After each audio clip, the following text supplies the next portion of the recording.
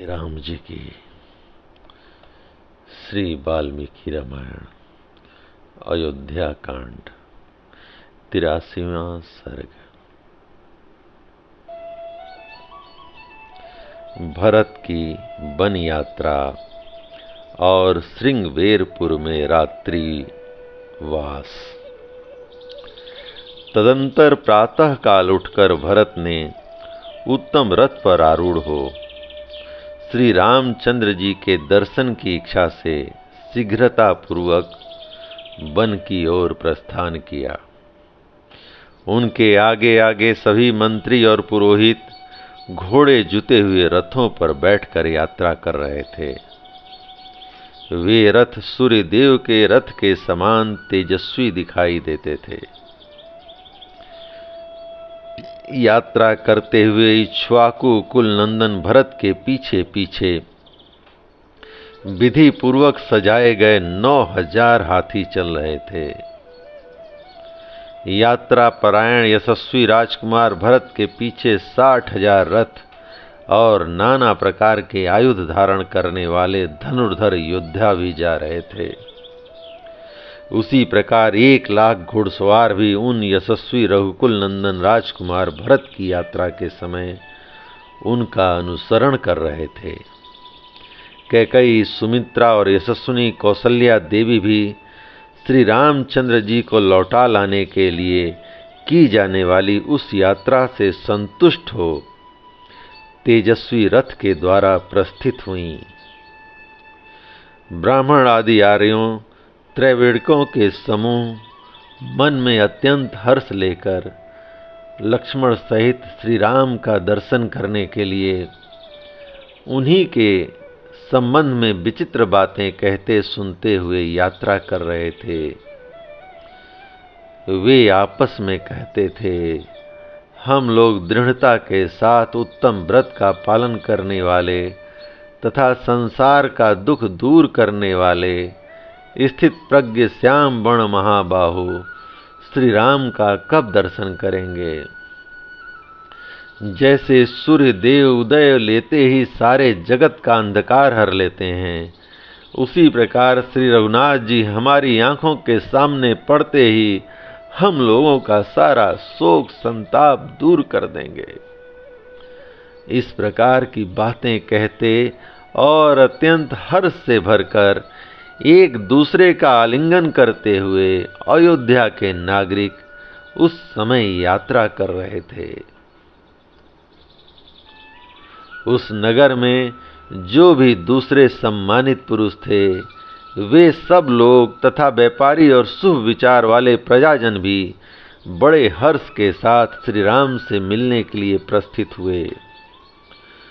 जो कोई मणिकार मणियों को सान पर चढ़ाकर चमका देने वाले अच्छे कुंभकार, सूतक का ताना बाना करके वस्त्र बनाने की कला के विशेषज्ञ, शस्त्र निर्माण करके जीविका चलाने वाले, मायूरक मोर की पंखों से छत्र व्यंजन आदि बनाने वाले, आरे से चंदन आदि की लकड़ी चीरने वाले, मणि मोती आदि में छेद करने वाले, रोचक दीवारों और बेदी आदि में शोभा का संपादन करने वाले, दंतकार हाथी के दांत आदि से नाना प्रकार की वस्तुओं का निर्माण करने वाले, सुधाकर चूना बनाने वाले, गंधी प्रसिद्ध सोनार कंबल और कालीन बनाने वाले, गरम जल से नहलाने का काम करने वाले, वैध धूपक धूपन क्रिया द्वारा जीविका चलाने वाले, सौंडिक मध्य विक्रेता, धोबी, दर्जी, गांवों तथा गौशालाओं के महतो, स्त्रियों सहित नट, केवट तथा समाहित चित्त सदाचारी वेद वेत्ता, सहस्त्रों ब्राह्मण बैलगाड़ियों पर चढ़कर वन की यात्रा करने वाले भरत के पीछे पीछे गए। जय राम जी की। सबके वेश अति सुंदर थे। सबने शुद्ध वस्त्र धारण कर रखे थे तथा सबके अंगों में तांबे के समान लाल रंग का अंग राग लगा हुआ था। वे सब के सब नाना प्रकार के वाहनों द्वारा धीरे धीरे भरत का अनुसरण कर रहे थे। हर्ष और आनंद में भरी हुई वह सेना भाई को बुलाने के लिए प्रस्थित हुए कैकेयी कुमार भ्रात वत्सल भरत के पीछे पीछे चलने लगी। इस प्रकार रथ, पालकी, घोड़े और हाथियों के द्वारा बहुत दूर तक का मार्ग तय कर लेने के बाद वे सब लोग श्रृंगवेरपुर में गंगा जी के तट पर जा पहुँचे, जहाँ श्री रामचंद्र जी का सखा वीर निषाद राजगुह सावधानी के साथ उस देश की रक्षा करता हुआ अपने भाई बंधुओं के साथ निवास करता था। चक्रवाकों से अलंकृत गंगा तट पर पहुंचकर भरत का अनुसरण करने वाली वह सेना ठहर गई। पुण्य सलीला भागीरथी का दर्शन करके अपनी उस सेना को शिथिल हुई देख बातचीत करने की कला में कुशल भरत ने समस्त सचिवों से कहा, आप लोग मेरे सैनिकों को उनकी इच्छा के अनुसार यहाँ सब ओर ठहरा दीजिए। आज रात में विश्राम कर लेने के बाद हम सब लोग कल सवेरे इन सागर गामनी नदी गंगा जी को पार कर सकेंगे।